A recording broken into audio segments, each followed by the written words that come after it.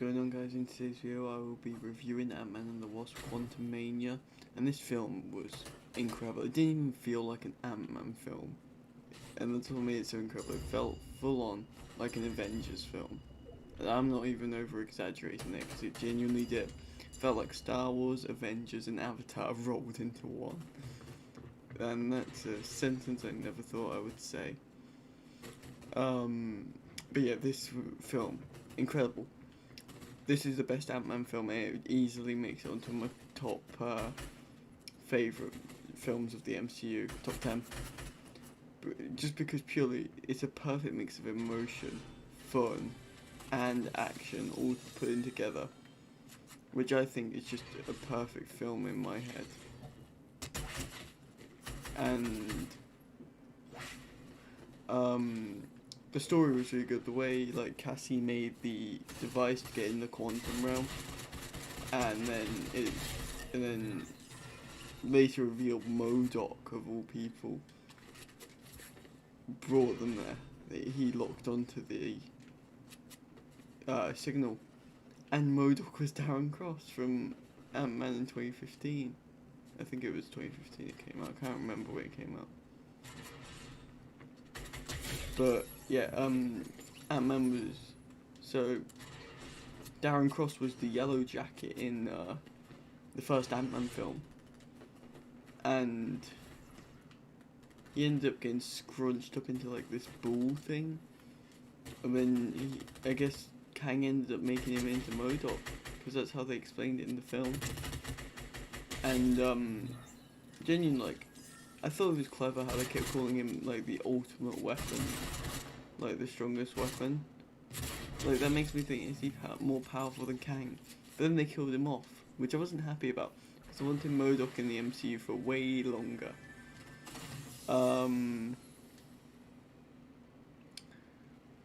We also had Kang the Conqueror, obviously.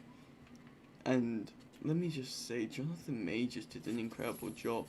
The way he made it feel different from the Loki series, like, we had the jokey Kang in the Loki series. In this, he's just full on serious and angry and wants to kill people. And I think I just love that about Kang.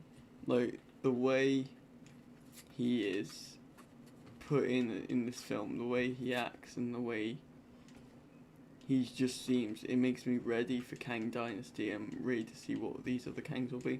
And those post-credit scenes with like revealing like how many Kangs, we can't even count how many there were. I'm already ready to see all those breakdown videos on what Kangs are in the post-credit scene though, which will be funny. I love what they did with when Scott was split into multiple different versions of himself.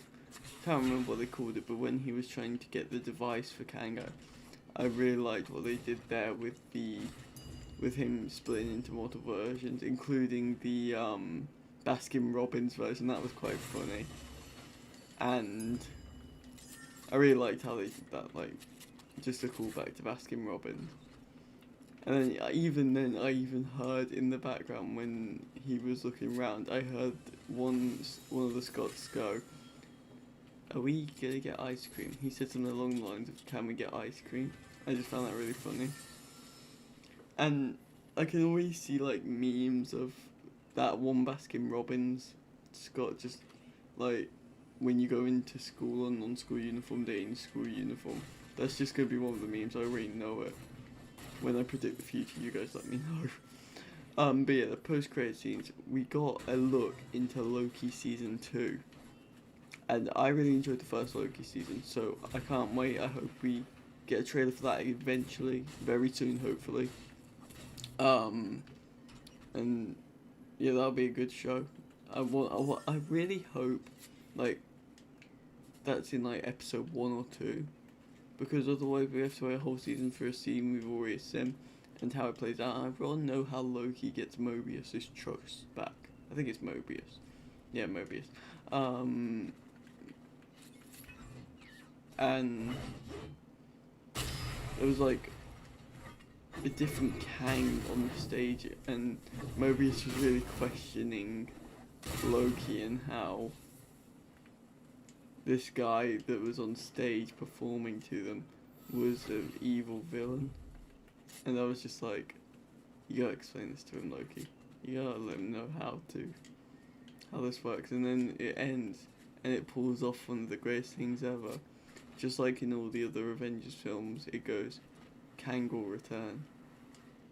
And that's just incredible to me because, like, we know he's gonna return, but, like, it's gonna be a different version. And because all those years ago, back in 2021, I don't know why I say all those years, we got our first look at Kang in Loki, and he said, oh, wait until we see his variants, and we've seen all of them now.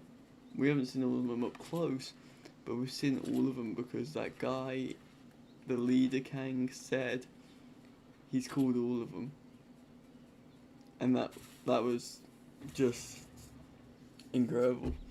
And plus he brought up the end of time thing through a portal, which I thought was quite clever. I was like, oh my god, that's a thing from Loki, that's the end of time.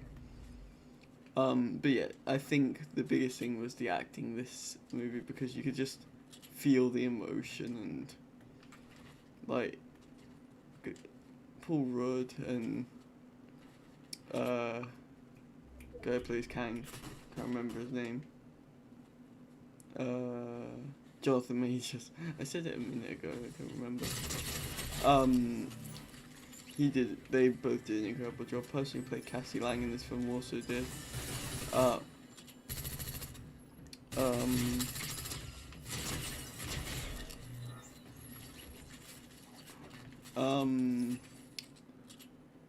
Hank and Janet were good. I like how we got more background on Janet's journey through Quantum Realm, and the fact that she actually used her suit in the Quantum Realm. Like, I'm glad we saw more of her suit, because, like, we saw Hank's, and we haven't seen it again. So I hope at some point in the future we see it again. But there were also points in this film where I thought the Avengers music was going to start playing. Like, there's a scene where Scott and Hope and Cassie are all running at Kang's big castle temple thing, and I'm just looking at it, and there's a bunch of people with them, like with an army. I'm just thinking, the Avengers music is about to start playing. So I think if Kang Dynasty is anything like this, then it's a win, because this film, it felt like Avengers Kang Dynasty before it's even been released. This could be Avengers Kang Dynasty. Like, if I just replace the army, Scott and Hope and Cassie have with them, and replace them with the Avengers and all future heroes that are going to appear in the MCU, we're good. That's Avengers Kang Dynasty. And obviously replace the ants as well, because you can't have the ants in Avengers Kang Dynasty. Well, maybe a couple, but other than that, yeah. But yeah, guys, that was my review on Ant-Man and the Wasp: Quantumania. I think I'd rate this film a good 9 out of 10, because this is definitely on my top 10 Marvel movies. And yeah, don't forget to like and subscribe. Thank you so much for watching. I'll see you on the next one. Goodbye.